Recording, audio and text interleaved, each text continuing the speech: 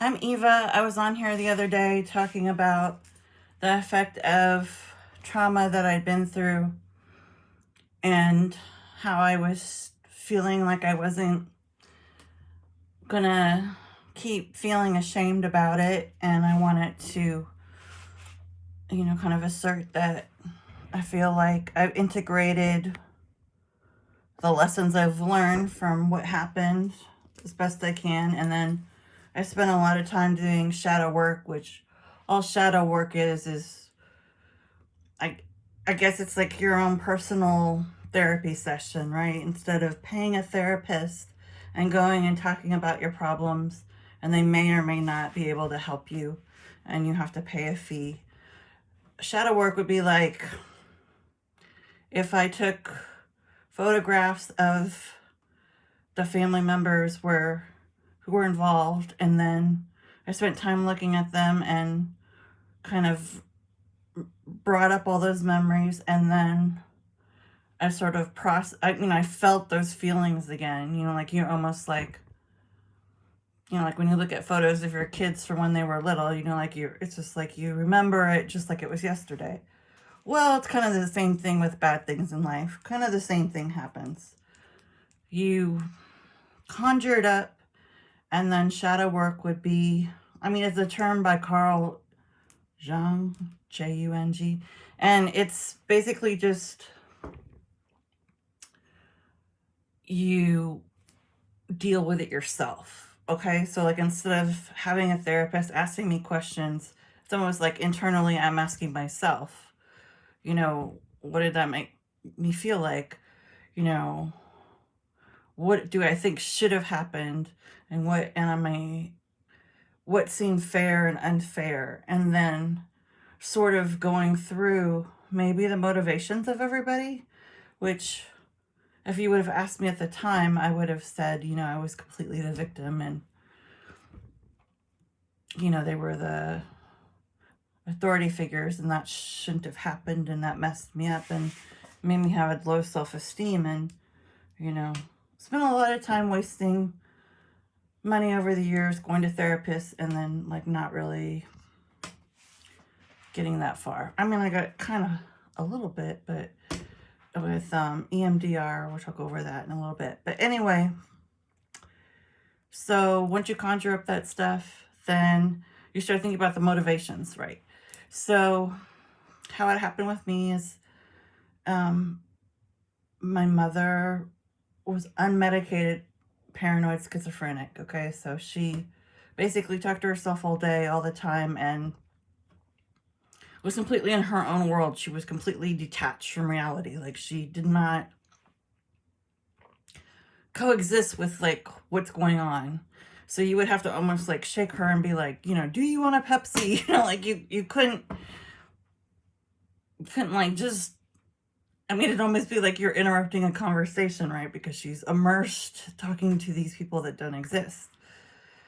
But unfortunately, some schizophrenics can be, it's not, it doesn't mean all of them are at all, but a branch of people who have this disorder can be impetuously violent, and she happened to be one of those. So kind of what I'm going to bring up is that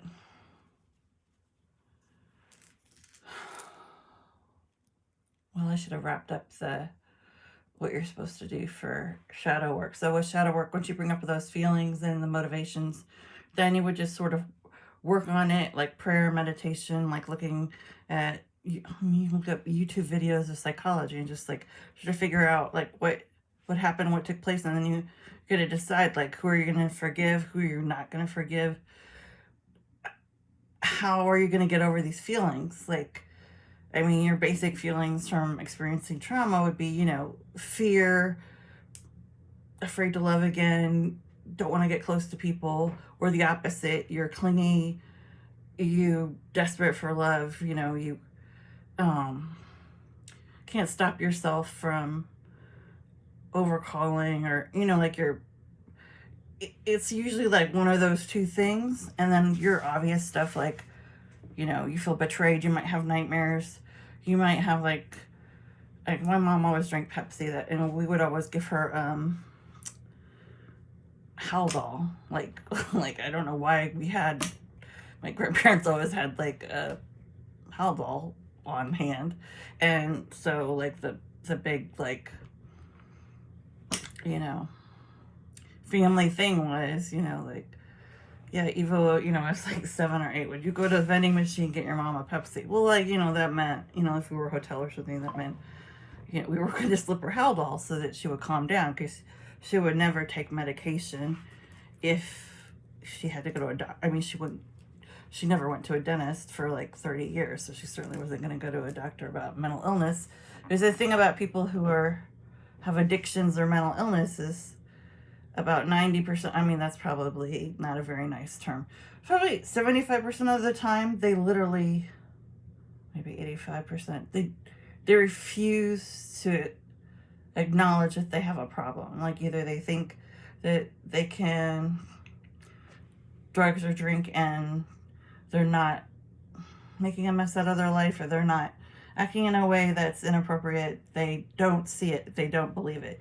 And mentally ill people, because of, I think, especially the side effects of a lot of drugs for mentally ill people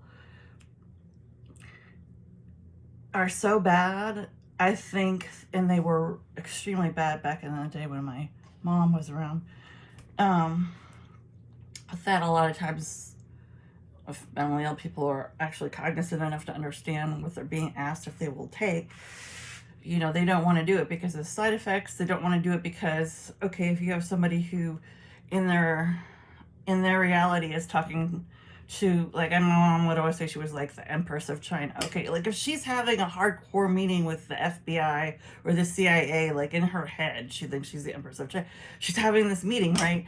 She does not want to be interrupted to take medication, like you're busting in on her meeting, So it's like it's like it's a no-go. They're not going to stop doing what they're doing. Just like, haven't you ever like been on the phone, like doing something important, and then like your kid comes up and they want, oh, I want this, or can I have a chocolate pop or whatever, and a popsicle. And you always be like, can't you see I'm on the phone?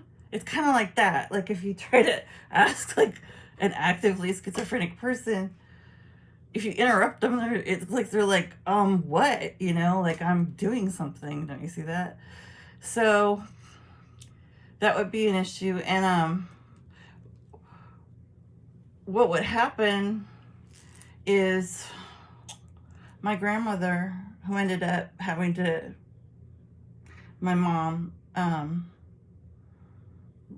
I've talked about this in some of my other videos. She took some kind of blunt instrument, and I had like a brain injury as a child from her hitting me. And I think I was 4.5. And I mean, I have no idea if she did it accidentally, like she just thought I was somebody else, because a lot of times when people are mentally ill, they're like almost like hallucinate, and they think people are there who aren't there. Or she just, I mean, she would pick on me, but she would also ignore me a lot when I was a child. So, and then there's random photos of her, like, having me on her lap and stuff. Like, she doesn't look upset. So it's like, it's like somewhere in there's the truth, right? So I don't know. And the problem with trying to remember what happened to you if you have childhood abuse is your brain kind of gets scrambled from the trauma. So it's not, there's your amygdala and your hippocampus. So your amygdala is like the emotional part of your brain. The hippocampus is like more like the memory section. And then your frontal lobe is like reason, logic. So the way memory is supposed to work is the memory is supposed to go, it enters through, I think it enters through the amygdala, and then it's supposed to travel to the hippocampus, which would be it's like, okay, so think of the amygdala as like the emotions, sensations, like all the things that you feel, like obviously if my mom, abused me, I would be having feelings of sadness, low self-worth, scared, timid, confused, um, blocking things out, all that stuff. So it's supposed to take those emotions and then it's supposed to move it up to the hippocampus, which would be like to store the memory. So once it gets up there, it's supposed to be more like um, mother, picked up toy and threw it at child. Okay, so it hit her heart. Okay, so it's like that would be like my feelings of that would be, fear, sadness, whatever, right? Or shame, whatever.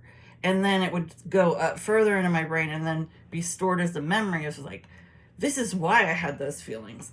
I had those feelings because A, B, C, D happened. And this person, and your mind will keep track of who it was. So later in life, like if you're, let's say you're in like a relationship and, you're acting, like you don't really like people, being real touchy-feely. I mean, I do because I'm Italian and that's like how we are. But let's say this person doesn't, and it's because of that childhood trauma, then that would be like maybe explained from what happened to them as a child, like if they had the same experience as me.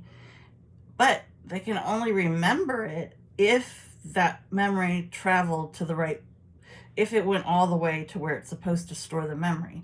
If it didn't, if there's some kind of, a lot of times people are just overwhelmed emotionally and they're not like processing what's happening, right? Especially like think about like a car accident. If you see a car accident, so they'd be like, well, what color was the car? What was the license plate? Like it's hard to even, it's all in slow motion, time's different, things, you hear like screeching noises, like there's a thud, like all these things. It's hard to like remember the concrete facts. It's kind of like that with your brain with trauma. Like your brain's focused on, are you going to run away? Are you going to hit back? Are you going to freeze and just not do anything and pretend and act like it didn't happen? So that's what your brain sees. So like you may just store it there and then that's it. You don't go further up and deposit like who did what, where, when, and so then what happens, this happens a lot of time with rape victims, if they have to go on trial or something, or they have to give a report to the police or something, it's like that's what they're going to ask them. They're going to ask them like, what was this person wearing, like how tall were they, like what color was their hair, like all these, like what time was it,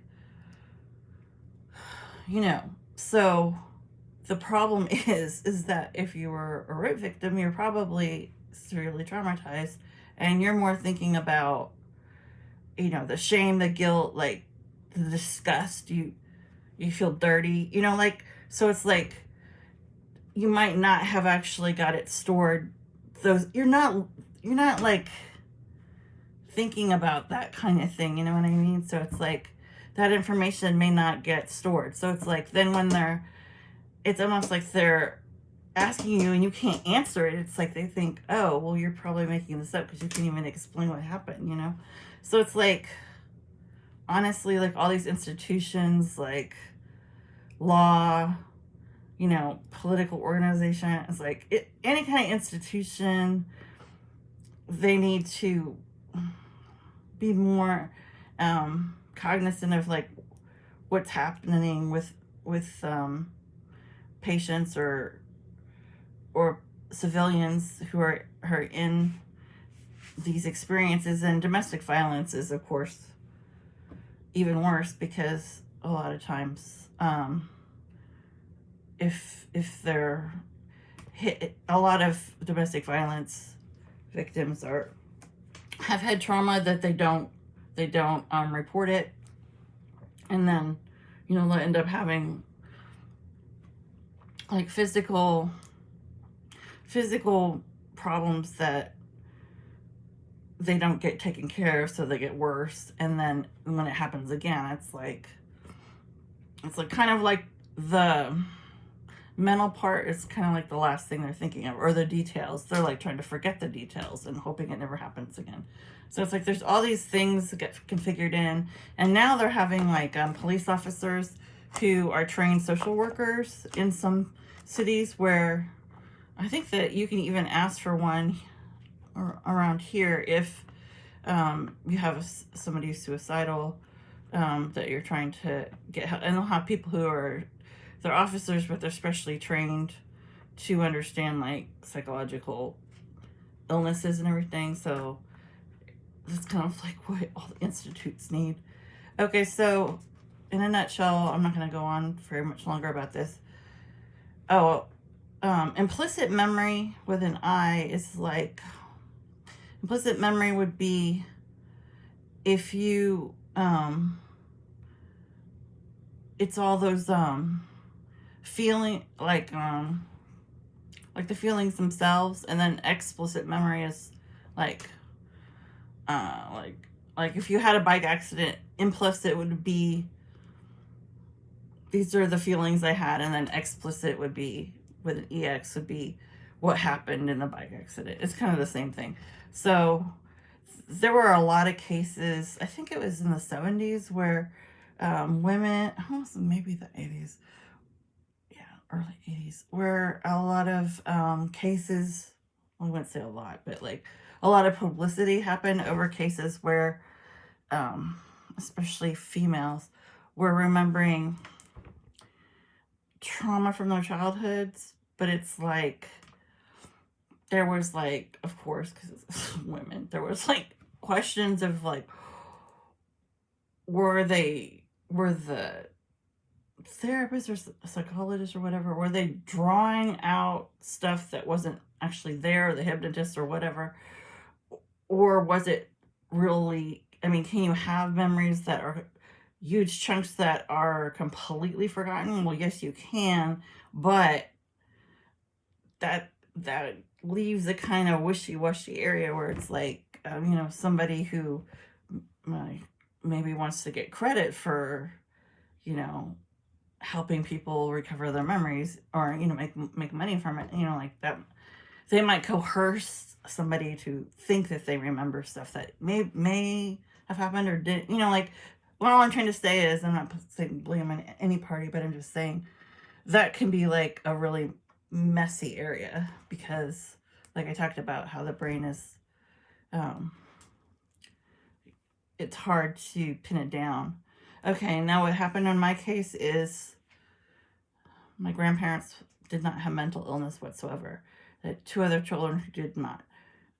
The last child was my mom, and she had polio as a child, and had a deformed arm, and she had to wear back brace. She went through a lot of trauma. And a lot of times when people go through a terrible experience like trauma, if they have the, I don't know what you call it, inherent gene for schizophrenia, what they call it is, it can just be, it can be in your DNA, or, in your coding for your body, but it's dormant.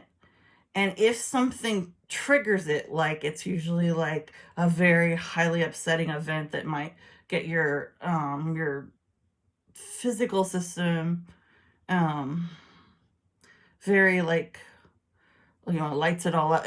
There's just a lot of there's just a lot going on, so your body is busy dealing with all that. Or if emotional trauma, like maybe you're in a war, or something, a domestic violence of your parents, or alcoholism in the home, or something like that. It's like sometimes that can trigger only if you have the dormant gene for, well, if there's a gene for schizophrenia, but you know what I'm saying? Like there's like coding that they think can be turned, but then it's like, if like maybe nothing had happened to her, it would have just sat in there and never been activated.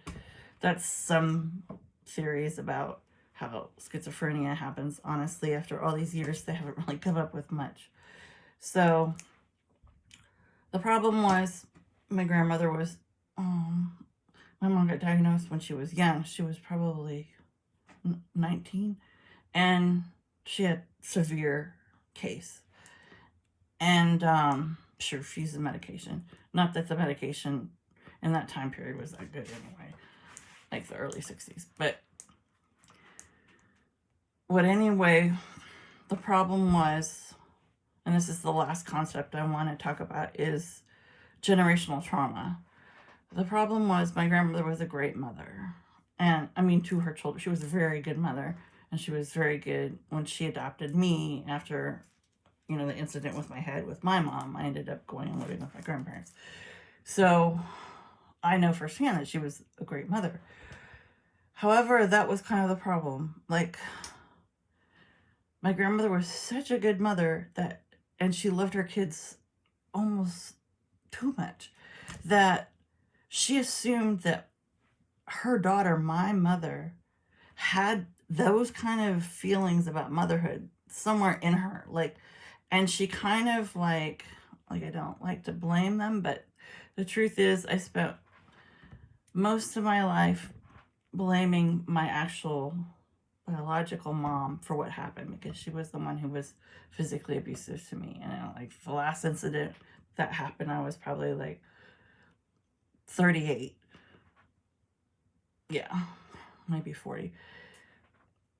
But it had gone on my whole life, right? So only when I was around her. I wasn't around her as much as living with somebody. I only lived with her the first 5 years of my life. But the point is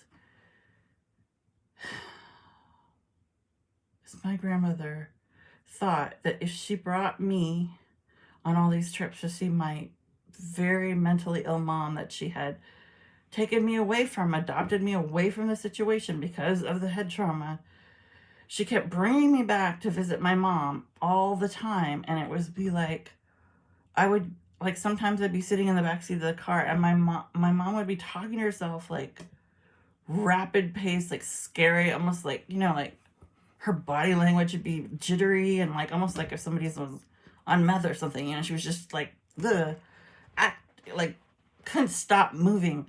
And she would always be smoking these like female cigars, and she would be ashing like all over my hair, my clothes, like just ashing on me. Like, she didn't touch me with the burn part, but it was constantly being waved in front of my face. It's like she didn't have an ashtray, so she just ashed on her daughter. Like, that's what she did for like. And it's like my family, my grandparents are up in the front, like totally like not paying attention, like, oh, that's so nice that they're sitting together, like not, like they did not want to.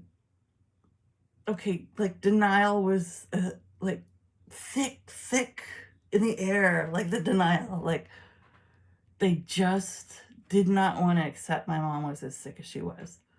So it's like, and then like I was like a kid, so I wasn't like gonna interrupt. I don't know. I didn't feel like, I felt like they already knew because they were just in the front of the car. Like, how can you not know? But it's like I just let her do it. I didn't but I was mad. And then like whenever we stopped at wherever we stopped, I'd go to the bathroom and like wash myself up. That was normal. But so the reason my grandmother kept taking me there is because she literally believed, and she told me this one, she truly believed that my mother, somewhere inside of her, had a maternal instinct. It's like, isn't this the same woman who like practically gave me brain damage? Okay, but she believed, in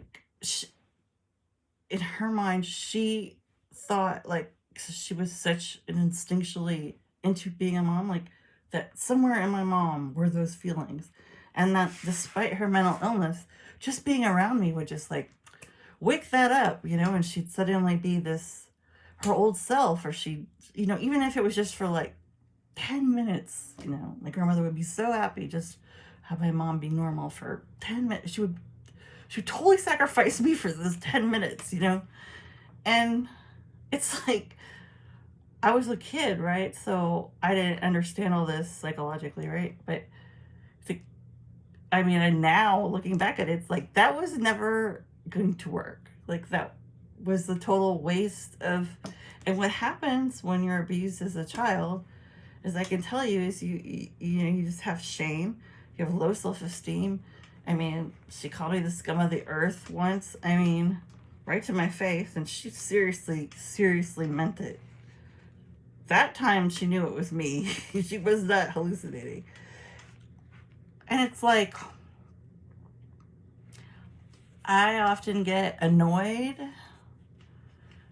because people will be like, oh, you have, like, okay, like, let's say of a professional job or of a degree or whatever, like doing life like a regular citizen, right? And people will be like, how can you have, why do you feel, why are you so critical of yourself? Why do you have such bad self-esteem? It's like, oh, I don't know. It's like, you want to be like, haven't I told you all this stuff that happened when I was a kid? Like, of course I have low self-esteem. Like, that's like, I was still trying to work on that, like, yeah, that's a thing. You feel like a garbage can, like a little mini garbage can. Like, there's absolutely no way that you don't. I mean, and I always just want to be like, if these people who are asking you these questions, it's like, if they had the same things done to them, I highly think that they would probably feel the same way. I just don't think they'd be like, oh my God, I just feel so comfortable around people and physical touch. Like, everything's easy. Everything's so easy. I don't have complicated feelings when I have children of my own. No. It's just like, I mean, because I think what it is like, in our society, people don't seem to understand you can hold a multitude of feelings at the same time. Like, you can actually be successful and have low self-esteem from like personal problems, right? Like, let's say I have, I'm in a really verbally abusive relationship, right? But I'm very successful. I'm financially very successful, or whatever. I have a great car. Just because I have those things going for me does not mean I don't feel like complete crap for being talked to that way and bad about myself that I haven't left the situation. I mean, you can. Like, the human mind it's a complex machine. It's made to keep you alive. Like, animals in nature, they have 1,000 different feelings, reactions, when they're trying to survive or just play in nature. Like, we're complex. It's not just one, it's not like one feeling. Like, I have one feeling for everything in my life. No, that's not correct.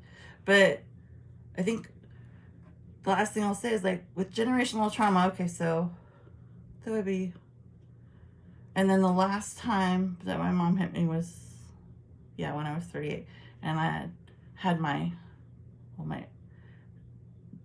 daughter was there, and she was like 4 or something. 7. I must have been younger. Yeah, she was young. And my ex-husband was there. But, my mom slapped me across the face in front of them. And it's like, okay, so my daughter's seeing that. That would be her grandmother, even though she didn't really know her. Now, she probably, I don't know if she remembered or not. 4 is kind of like a weird age for memory.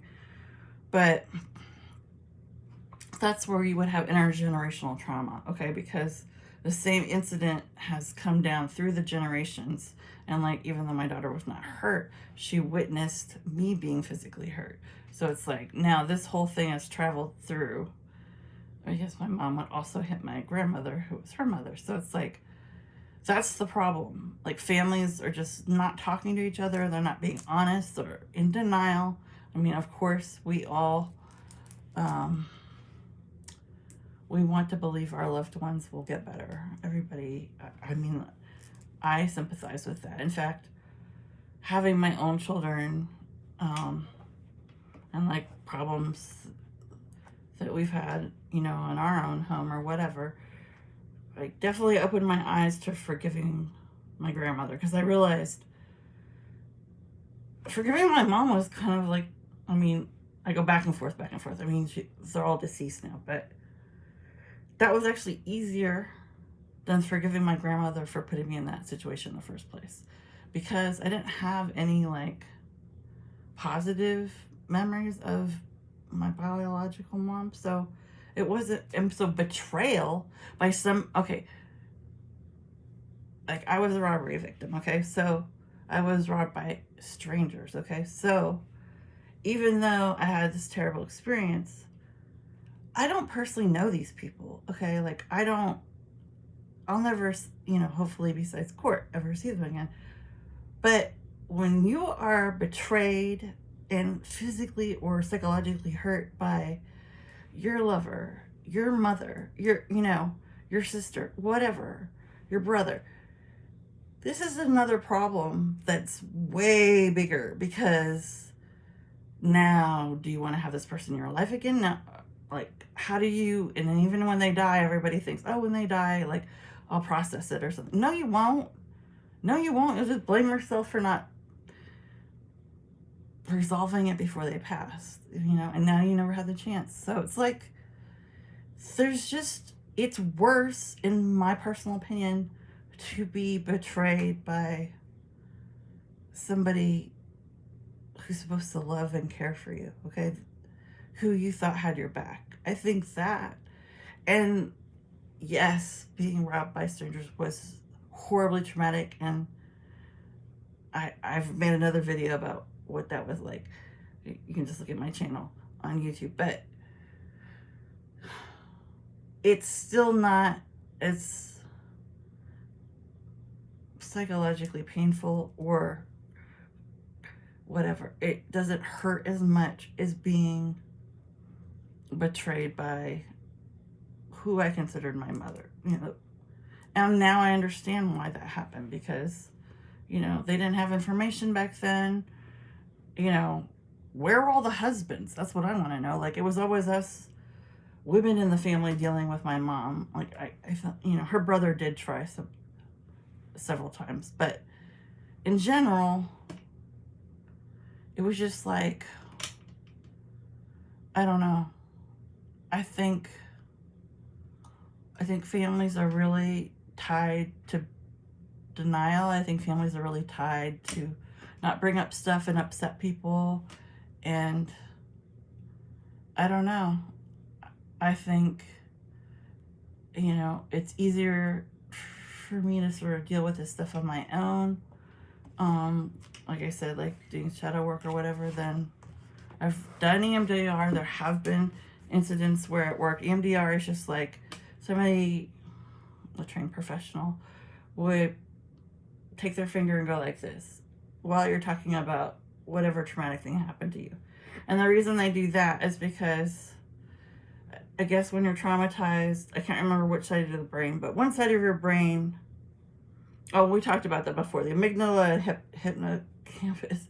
Okay, so supposedly by you following their finger while you're talking, and they've done all these studies, so this is actually true, it fully processes the memory. So it's not in that sort of emotional fight or flight area of your brain. I mean, your true center of your animal brain is the back at your brainstem, but so it'd be in your cortex. But so EMDR is supposed to move it so it's, once it's in the where it's supposed to go and processed as like this particular set of events happen, not in the emotional part, like the feelings, like this, like I talked about this, taking a sip of Pepsi, or like if like a rape victim remembers the cologne the person was wearing. It's like they can't remember what time it was or what they were wearing, but they can, it's like the smell or texture or something is, that's a different part of your brain. So supposedly when you do this EMDR, it processes from one part to the other, and then you somehow, it's happened to me I think with one event in my life, out of many, it did work, and I stopped having nightmares about that particular person. But it has not been like the miracle I thought it would be. So I don't know. I feel like my family spent, I don't even know how much money trying to get my mom well for like 50 years, and she never got well. Oh, I mean, old age made her slower and less violent, but and sometimes when schizophrenics are in menopause, they bizarrely calm down. It's hormonal or something. But what I'm saying is, like, you can spend a fortune on insurance or whatever to try to get over some of these things, and it's like, I kind of just am really into like mind, body, spirit, and like trying to come at it from like a spiritual vantage, where I don't know, just a different way. I mean, I have a social work degree. I love, obviously, psychology. And I do believe there's some amazing therapists that can make a huge difference in people's lives, especially young people. But I also think there can be a lot of just like people need someone to talk to, so they pay a therapist to go talk to them. And it's like nothing much like there's not a whole lot of progress. And it's like, I mean, for me, if I'm going to go through all that, I need to have like a result. Like, I need better self-esteem. I need to be not having nightmares. I need to be feeling good about relationships in my life. I need to have like a breakthrough. I'm not doing all this chatter and going over all this stuff for nothing. So I guess that's my opinion about it. All right, I'm out of time. Okay, I'm gonna do kind of a continued thing on generational trauma, because I think it's something that's not talked about enough. And the goal would be to learn these lessons so that when you have your children or your grandchildren, you don't pass on the same, like people just unconsciously pass on the same poor habits of dealing stuff, or like I said, denial, or being judgmental, or just treating the person who's, being in a situation where they're neglected or abused, like treating them like, no, that didn't really happen. I mean, people will just do anything. It's kind of nuts, because it's like a lot of times these are people who are like love each other, but when it comes to mental illness and addiction, and sometimes like unhealthy romantic relationships, I 100% know that people, they don't always act the best, even though they know better. All right, bye.